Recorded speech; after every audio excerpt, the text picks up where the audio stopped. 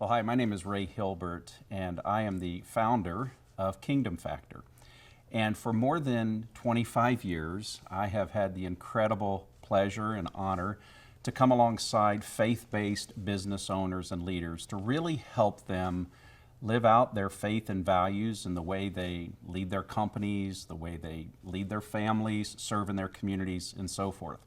And so I've really spent the last 2.5 decades investing into the lives of many leaders, processing and going through sometimes highs and oftentimes lows, health situations, financial crisis, problems with kids, all the things that we face in real life.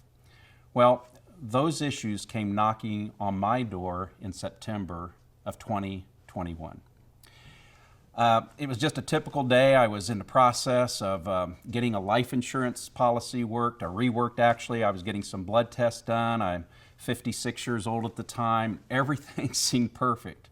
Had no health issues, had nothing that I felt concerned about. A couple of weeks later, that letter showed up from the insurance company.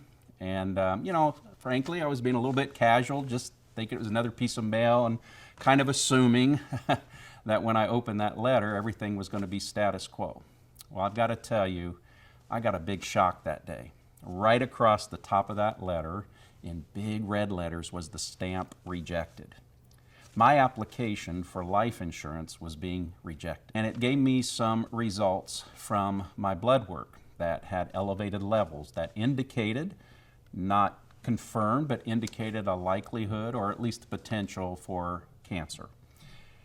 Whew, what a letter to read, right? Can you imagine? So over the next few weeks, as I saw the doctors and specialists and had tests and biopsies completed, in a few weeks I discovered that I had a very, very aggressive type of prostate cancer. Now listen, I felt fine. I didn't really know anything was wrong. But I will tell you, I think that was the hand of God Himself interjecting into my life, because my doctor told me, because of the level of aggression in my cancer and the fact that I didn't have symptoms, that by the time symptoms would have showed up, he told me it might have been too late. And as filming of this video, based on what the doctor was telling me that day, I would not be here likely to tell you this story. So I'm very thankful now for that blood work. So I had my surgery in March of 2023, and a few weeks prior to my surgery, my wife and I, we've been married 36 years, and at the time we're one afternoon riding along in the car, she had a lot of concern, like, Ray, what if something does happen? What if you don't pull through? Or what if this does become terminal? She was just processing all of that. And I have to tell you, that was probably one of the most difficult parts of the entire journey, is I looked full in the face into accountability, and I realized that I had not loved my wife well.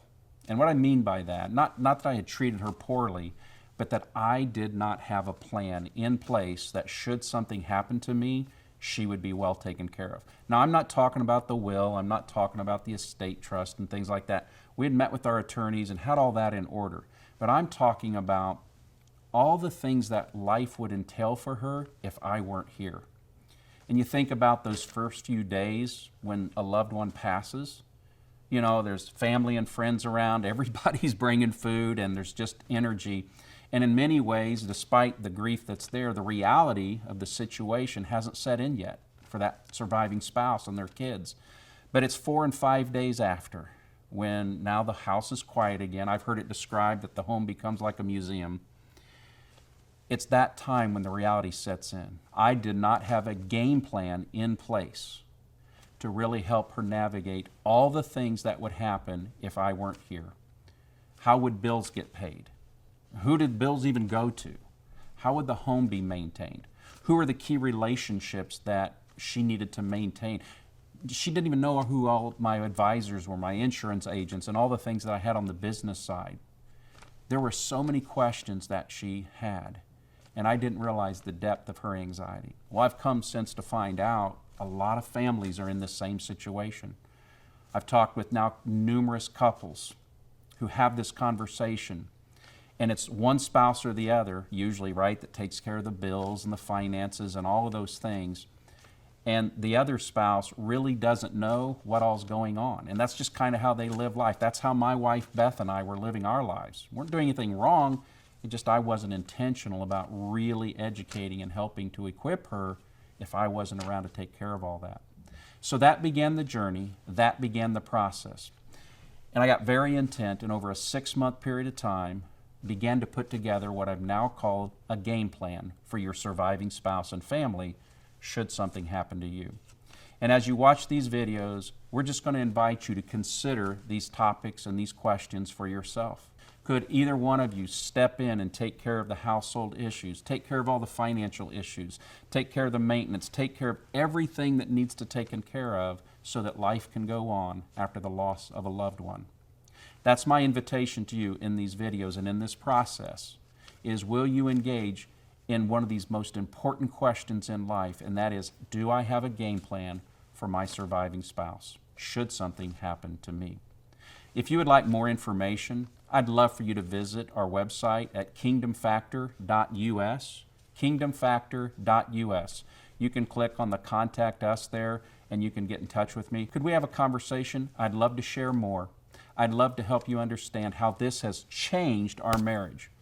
In fact, I'm only sitting in front of this camera in front of you today because when I got completed with this process and put all this documentation together, my wife, who is the most non-business person I've ever known, looked at me and she said, "Ray Hilbert, you better do something with this. You better make this available for every family. Every family that's interested, every spouse that's interested, because the peace that has," this was my wife speaking, she said, "the peace that this has brought to me, every family needs to experience that peace." So that's our invitation. I hope you'll come along.